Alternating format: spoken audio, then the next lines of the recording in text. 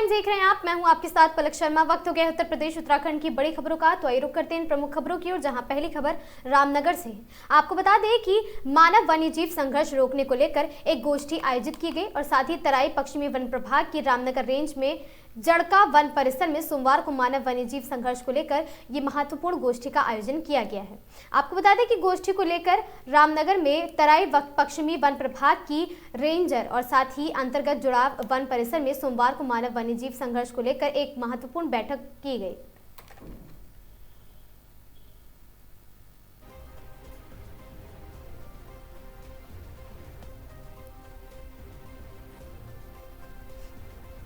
आज दिनांक 4/1/2026 को एक बाइक पर सवार 3 लोग, जिसमें एक पिता एवं उसके 2 बच्चे सिरसागंज से जनपद इलाका की तरफ आ रहे थे। उसी दौरान नेशनल हाईवे पर जमुना बाग के पास एक ट्रक जो कि डीजल भरवाने के लिए पेट्रोल पंप की तरफ जा रहा था, अपने ट्रक को बैक कर रहा था। उसी दौरान वह बाइक आकर के ट्रक से टकरा गई, जिसके कारण बाइक पर सवार पिता एवं उसके दोनों बच्चे गंभीर रूप से घायल हो गए, जिन्हें प्राथमिक इलाज हेतु सीएचसी जसवंत नगर भेजा गया, जहां पर उन्हें मृत घोषित कर दिया गया। थाना जसवंत नगर पुलिस द्वारा मौके पर ट्रक को कब्जे में ले लिया गया।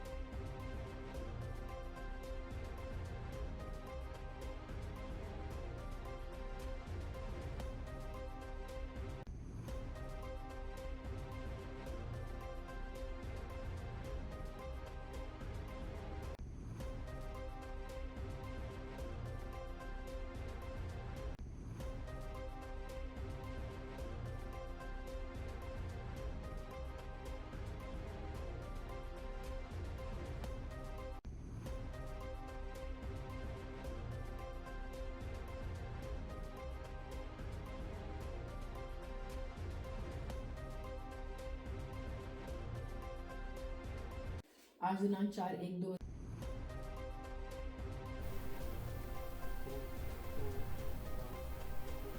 खबर इटावा से है, जहां इटावा में हुआ भीषण सड़क हादसा। पिता सहित 2 मासूम बेटों की मौत। नेशनल हाईवे पर जमुना बाग के पास हुआ दर्दनाक एक्सीडेंट। फिरोजाबाद निवासी विनीत कुमार अपने दोनों बेटों के साथ सैफई स्थित ससुराल में पारिवारिक कार्यक्रम में होने जा रहे थे शामिल। पीछे से आ रहे आपको बता दें ट्रक ने बाइक को जोरदार टक्कर मार दी। तीनों की मौके पर ही मौत हो गई। मजदूरी कर परिवार पालने वाले विनीत की मौत से घर में मातम छाया है। पत्नी और साथ ही 7 वर्षीय मासूम बेटे का रो रो कर बुरा हाल है। सूचना मिलते ही पुलिस ने शवों को कब्जे में लेकर पोस्टमार्टम के लिए भेजा है। जसवंत नगर थाना क्षेत्र अंतर्गत आगरा कानपुर नेशनल हाईवे पर हुआ भीषण सड़क हादसा।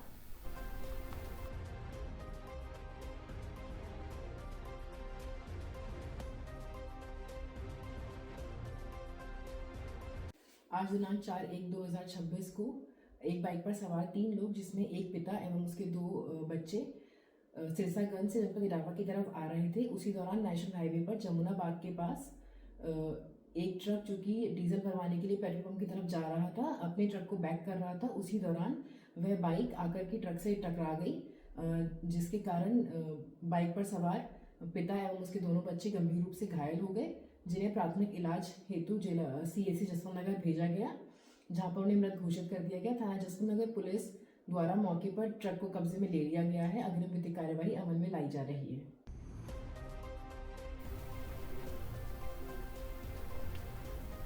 खबर रुड़की से है, जहां रुड़की के मंगलौर कोतवाली क्षेत्र के थिथैला गांव में पुलिस और पूर्ति विभाग की संयुक्त कार्रवाई में डीजल चोरी के बड़े खेल का खुलासा हुआ है। रविवार की देर शाम छापेमारी के दौरान पुलिस ने टैंकर से चोरी किया करीब 400 लीटर डीजल बरामद किया है। हालांकि कार्रवाई से पहले ही आरोपी मौके से फरार हो गया। जानकारी के मुताबिक लंढौरा पुलिस को मुखबिर से सूचना मिली थी कि थिथैला गाँव में तेल डिपो के पास स्थित एक पार्किंग में टैंकर से अवैध रूप से डीजल निकाला जा रहा है। सूचना के आधार पर पुलिस ने खाद्य एवं पूर्ति विभाग के अधिकारी अधिकारी दीपक शर्मा के साथ मौके पर छापेमारी की। उन्होंने कहा कि छापेमारी के दौरान पुलिस ने मौके से 400 लीटर डीजल तेल चोरी करने में इस्तेमाल होने वाले उपकरण और एक तेल टैंकर को कब्जे में ले लिया है। बताया जा रहा है कि यह पार्किंग गांव के बाबर नामक व्यक्ति की बताई जा रही है।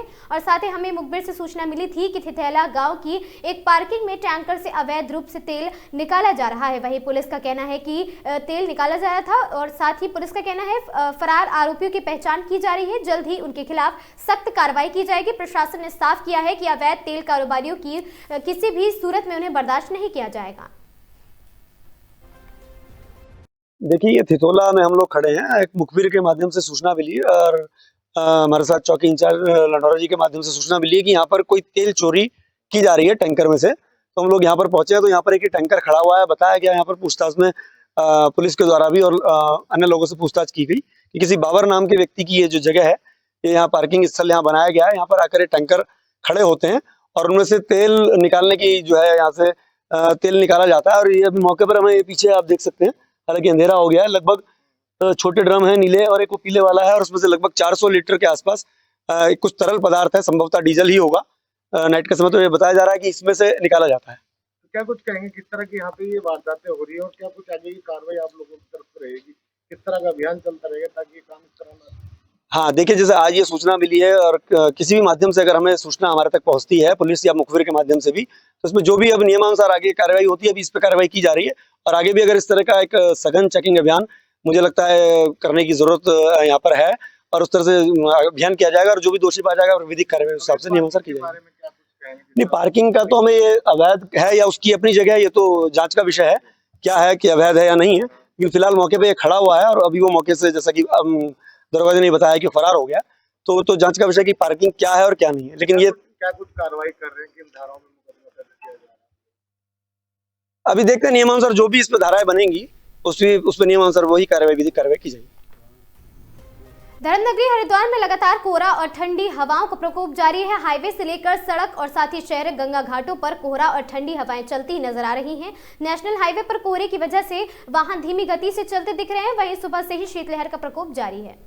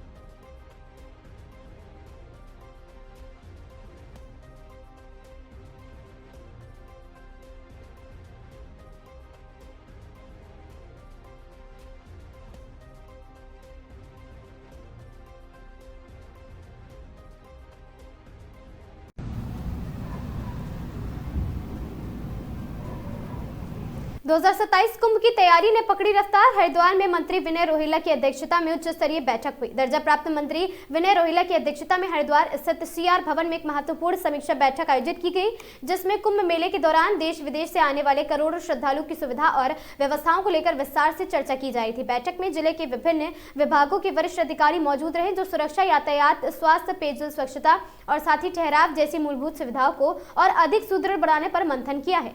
और साथ ही मंत्री विनय रोहिला के अधिकारियों को आपसी समन्वय के साथ समयबद्ध कार्य योजना तैयार करने के निर्देश दिए हैं, ताकि 2027 का कुंभ मेला श्रद्धालुओं के लिए सुरक्षित, सुव्यवस्थित और ऐतिहासिक बने।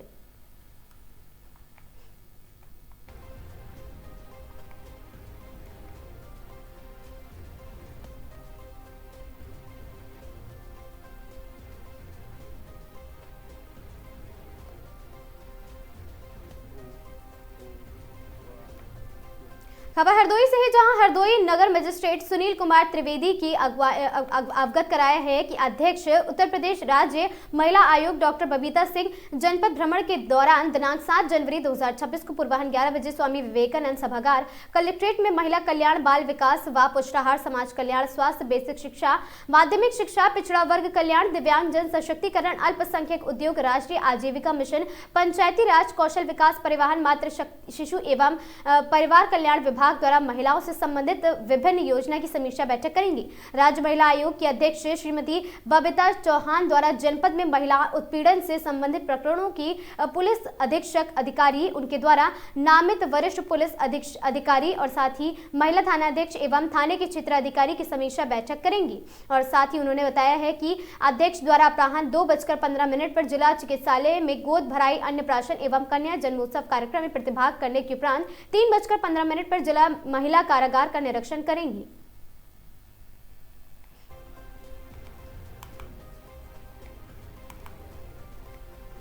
खबर सिद्धार्थनगर से है, जहां पीस पार्टी ऑफ इंडिया को डुमरियागंज में बड़ा झटका लगा है। पार्टी के कद्दावर नेता अरबाब फारूकी ने अपने समर्थन के साथ और साथ ही AIMSIM की सदस्यता ग्रहण कर ली। आपको बता दें, AIMIM की सदस्यता ग्रहण कर ली है अपने समर्थकों के साथ अरबाब फारूकी ने। और सोमवार को बरई बगवा स्थित मार्केट में AIMIM कार्यालय का उद्घाटन हुआ। इस दौरान सैकड़ों की संख्या में लोग शामिल हुए और साथ ही मीडिया से बात करते हुए अरबाब फारूकी ने कहा कि AIMIM गरीबों, वंचितों और पीड़ितों की आवाज को सड़क से सदन तक पहुंचाने का काम करेगी।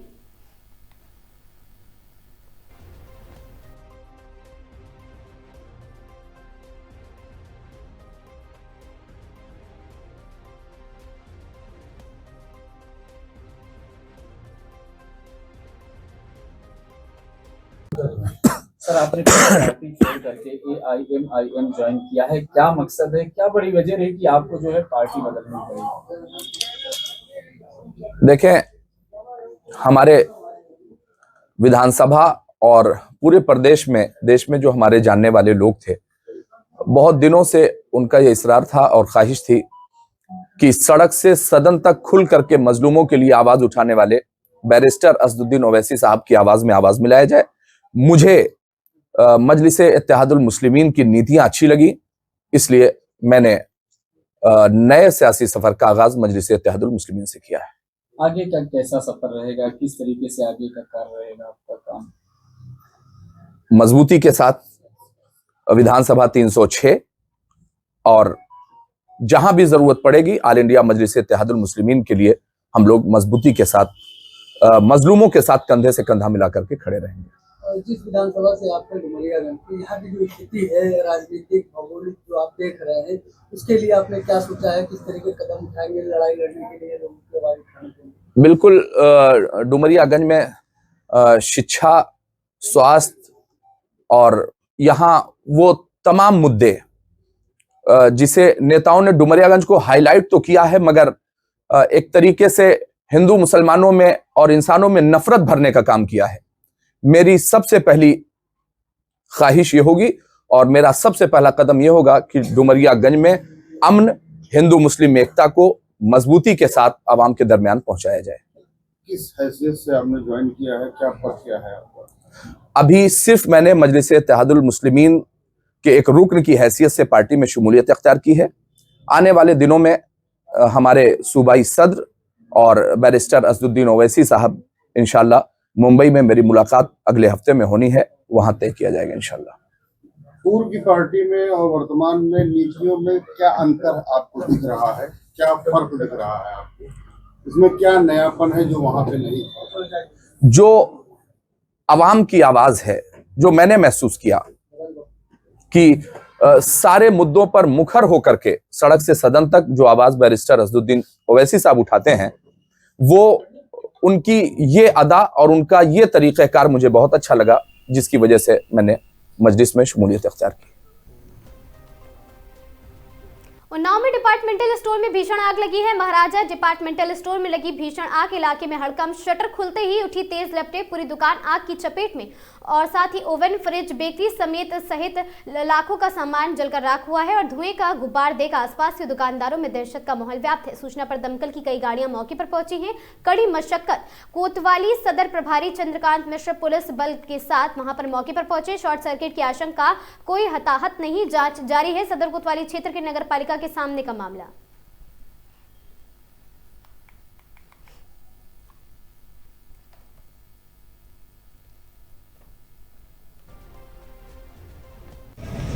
सीएफओ सर, नगर पालिका के सामने अपार्टमेंट में आग लगी थी, कैसे आग लगी थी और कितनी देर में आग पे काबू पाया गया और कितनी गाड़ियां मंगाई गई थी? देखिए, डायल 112 के माध्यम से 22:20 पे जो है हमें इवेंट प्राप्त हुआ और फायर कंट्रोल रूम को कि मोहम्मद सोहेब की डिपार्टमेंटल स्टोर में आग लगी हुई है। तुरंत जो है फायर सर्विस की गाड़ी भेजी उसका जो है तुरंत जो है प्रभारी द्वारा 2 यूनिट जो है घटनास्थल के लिए रवाना की गई, जिस पर हमने 15 से 20 मिनट के अंदर जो है पूर्ण रूप से आग पर काबू पा लिया।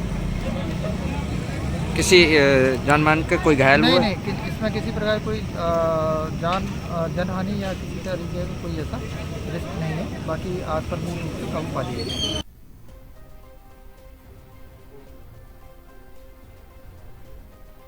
उन्नाव में पुलिस और बदमाशों के बीच मुठभेड़ हुई है। एक बदमाश के पैर में गोली लगी, 2 घायल। बीते शनिवार को बाइक सवार 3 बदमाशों ने महिला और बच्चे पर किया था चाकू से हमला। अजगैन थाना क्षेत्र के जमालपुर गढ़ी में बकरी चराने के दौरान चाकू मारकर कर दिया था घायल। तहरीर पर पुलिस ने लिखा है मुकदमा, आरोपियों की कर रही तलाश। सोमवार रात पुलिस कर रही थी वाहन चेकिंग। बाइक सवार 3 लोगों को पुलिस ने रोकने का किया प्रयास। तीनों ने पुलिस पर वार कर दिया और हमला और जवाबी कार्रवाई में एक के पैर में गोली लगी है। मौके से एक तमंचा, जिंदा कारतूस और एक खोखा कारतूस और एक मोटरसाइकिल बरामद है। तीनों ने बकरी चराने के दौरान महिला और बच्चे पर चाकू से हमले की बात कबूली है। अजगैन थाना क्षेत्र के उसरा मोड़ पर हुई मुठभेड़।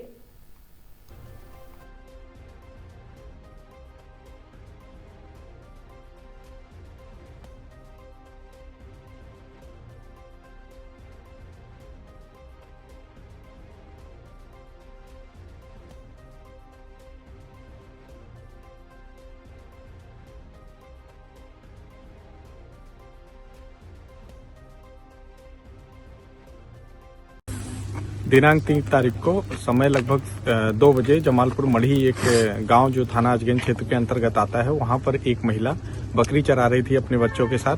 उसी समय एक मोटरसाइकिल सवार जो 3 लोग थे सवार उस पे, वो लोग एकाएक उस महिला को बोले कि यहाँ से जो बकरी चरा रही हो रास्ता खाली करो। उस पर वाद विवाद होने पर उसने उसको चाकू से हमला कर दिया था, जिससे महिला और बच्चे घायल हो गए थे। उनका इलाज कराते हुए एक तहरीर प्राप्त करके उचित धाराओं में मुकदमा दर्ज किया गया था। तब से इन तीनों की तलाश की जा रही थी और इनकी पहचान एक सफेद अपाचे के रूप में ये तीनों लोग देखे गए थे। तो उस तलाश में आज एकाएक शाम को लगभग 12 बजे रात में थाना अजगैन पर सूचना मिली कि इस तरह के लड़के इधर क्षेत्रों में भ्रमण कर रहे हैं, हो सकता है उस घटना में शामिल हो। इस बात पर विश्वास करते हुए थाना अजगैन टीम ने तत्काल इसकी घेराबंदी किया और उसरा मोड़ जो अजगैन मोहान मार्ग पर है, उस जगह पर इनको घेर करने पर इन लोगों ने पुलिस पर फायरिंग किया। डिफेंस में पुलिस मुठभेड़ में एक विकास गुप्ता नाम का युवक घायल हुआ, जिसकी उम्र लगभग 24 वर्ष है, जो थाना बंथरा अजगैन का लखनऊ का रहने वाला है।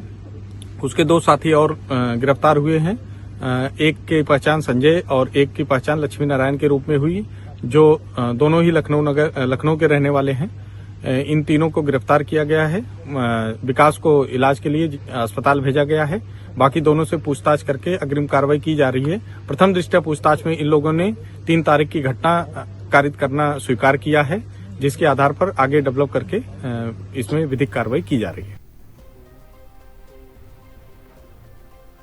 इलाज के दौरान महिला की मौत, परिजनों का जबरदस्त हंगामा। खबर चंदौली से है। 35 वर्षीय महिला पूनम देवी की इलाज के दौरान मौत हुई है। परिजनों ने डॉक्टर पर लगाए गंभीर लापरवाही के आरोप। सिर में गंभीर चोट के बावजूद ट्रॉमा सेंटर रेफर नहीं करने का आरोप है और साथ ही क्लिनिक में ब्रेन इंजरी का इलाज करने पर उठे सवाल। मौत के बाद क्लिनिक परिसर में हंगामा, भीड़ बेकाबू। पुलिस मौके पर पहुंची, हालात काबू में किए। प्रभारी चिकित्सा अधिकारी बोले जांच जारी है, दोषी मिलने पर होगी कार्रवाई। मृतका अपने पीछे 2 मासूम बच्चों को छोड़ गई है। बलुआ थाना क्षेत्र के सिंघा गांव स्थित मां शक्ति फ्रैक्चर क्लिनिक का मामला।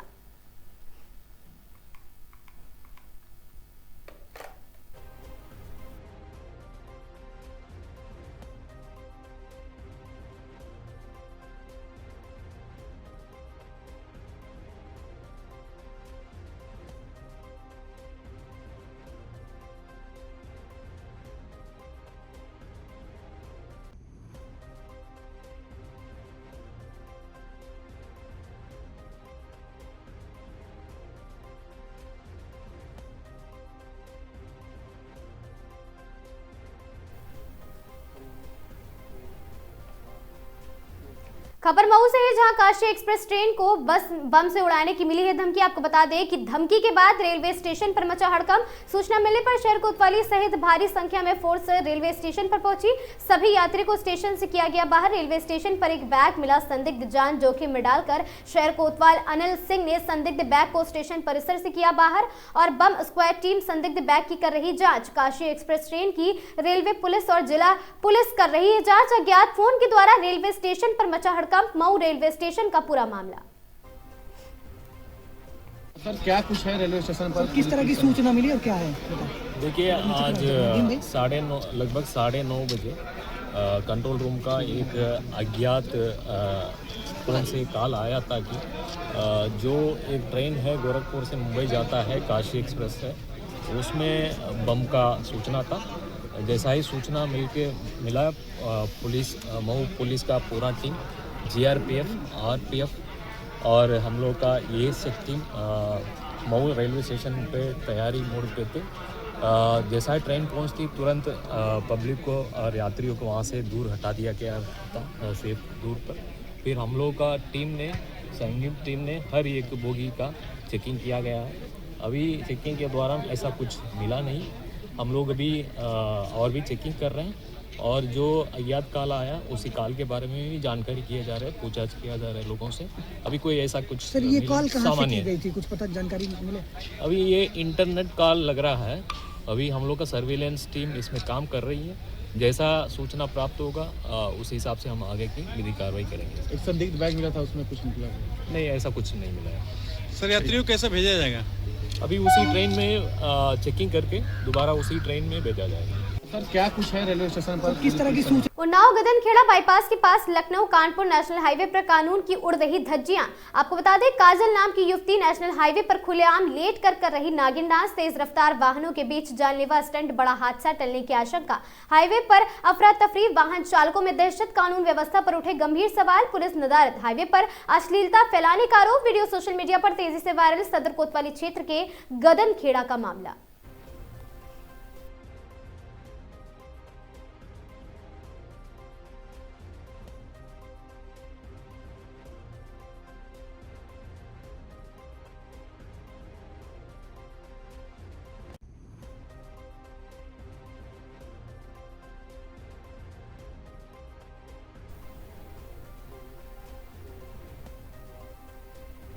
कड़ाके की ठंड और शीतलहर का कहर जारी है। कड़ाके की ठंड से जनजीवन पूरी तरह प्रभावित है। सुबह शाम घना कोहरा, सड़कों पर वाहनों की रफ्तार कम है। गिरते तापमान से आम जनमानस को हो रही भारी परेशानी। ठंड व शीतलहर के कारण बढ़ाई गई स्कूल की छुट्टियां। कक्षा 1 से 12 तक सभी विद्यालय 14 जनवरी तक बंद रहेंगे। डीएम दुर्गा शक्ति नागपाल ने आदेश दिया है और जारी किया है। अभिभावकों व बच्चों से सतर्कता बरतने की अपील की गई है।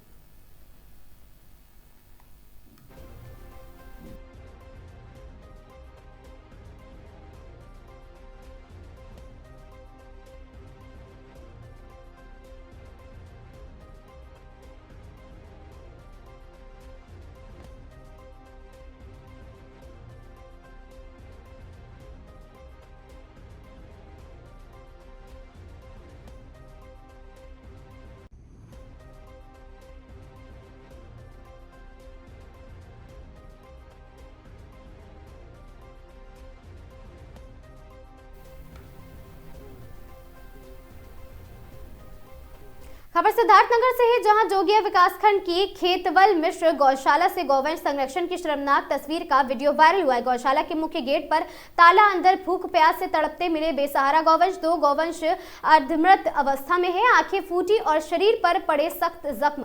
आपको बता दें, कई दिनों से न चारा, न पानी, न पशु चिकित्सा सुविधा और साथ ही परिसर में चारे का तिनका तक नहीं। मौके पर कोई कर्मचारी, न चौकीदार, जिम्मेदार अधिकारी भी नदारद है। दोषियों पर कड़ी कार्रवाई के संकेत है। गौवंश संरक्षण की जवाबदेही पर बड़ा सवाल। डीएम शिव शरणप्पा जीएन ने मामले को गंभीरता से लेते हुए जांच और इलाज के लिए दिए आदेश।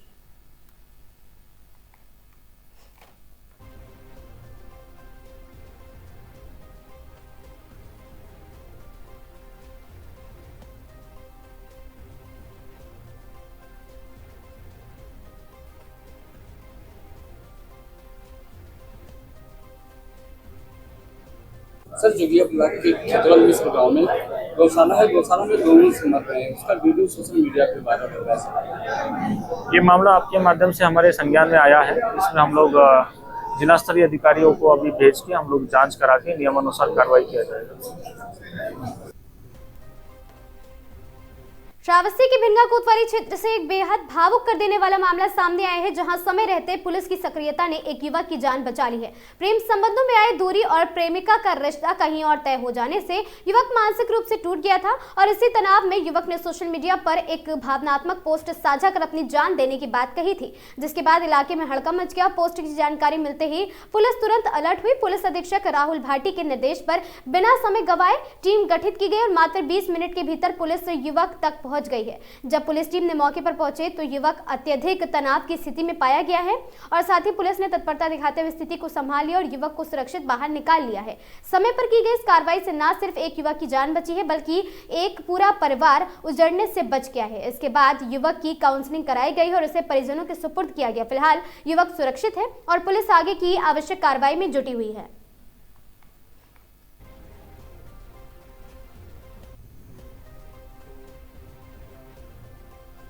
खबर लखनऊ से है, जहां नींद से जागे नगर निगम जोन 6 के अधिकारी पुराने लखनऊ में चलाया अतिक्रमण हटाओ अभियान। हुसैनाबाद क्षेत्र में अवैध अतिक्रमण से रहता है जाम। छोटे इमामबाड़े के पास फुटपाथ पर लगी अवैध दुकानें हटाई गई हैं। सड़क और पैदल चलने वालों के रास्ते का कराया गया खाली करने का काम।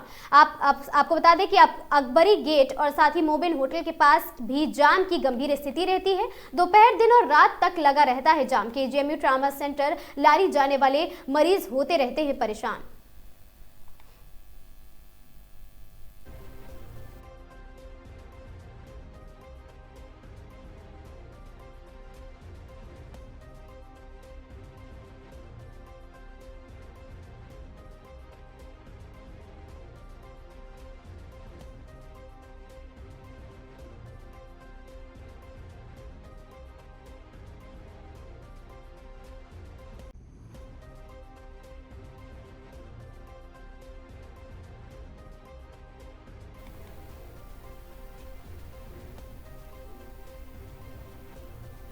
लखनऊ को मिली इलेक्ट्रॉनिक डबल डेकर बस की सौगात। पर्यटन मंत्री लखनऊ दर्शन इलेक्ट्रॉनिक डबल डेकर बस को दिखाई झंडी। आज 1090 चौराहे से होगी लखनऊ दर्शन बस की शुरुआत। आज से शुरू होगी नियमित बस सेवा। इलेक्ट्रॉनिक डबल डेकर बस से कराई जाएगी राजधानी की सैर और बस सेवा सुबह और शाम दोनों शिफ्ट में उपलब्ध होगी। 31 जनवरी तक टिकट बुकिंग और 10% विशेष छूट। वयस्कों के लिए 500 और बच्चों के लिए 400 रुपए तक का किराया है। ऐतिहासिक, संस्कृति और आधुनिक स्थलों का कराया जाएगा भ्रमण। लखनऊ वासियों को प्रदेश वासियों को ढेर सारी इस नई ई बस सर्विस के आज के शुरुआत के लिए बहुत बहुत बधाइयाँ और शुभकामनाएं। ये ई बस सेवा जो भी हमारे लखनऊ के ऐतिहासिक स्थल है, जो पौराणिक आध्यात्मिक स्थल है, जो ऐसे स्थल हैं जिनके लिए दुनिया का आकर्षण का विषय हो सकते, ये बस यात्रियों को प्रतिदिन सुबह और शाम यात्रा कराने का काम करेगी। इस पर एक सुयोग्य हमारा गाइड भी रहेगा जो हर स्थान के, हर डेस्टिनेशन के बारे में पूरा ऐतिहासिक वर्णन करेगा, उनको सभी यात्रियों को बताता रहेगा।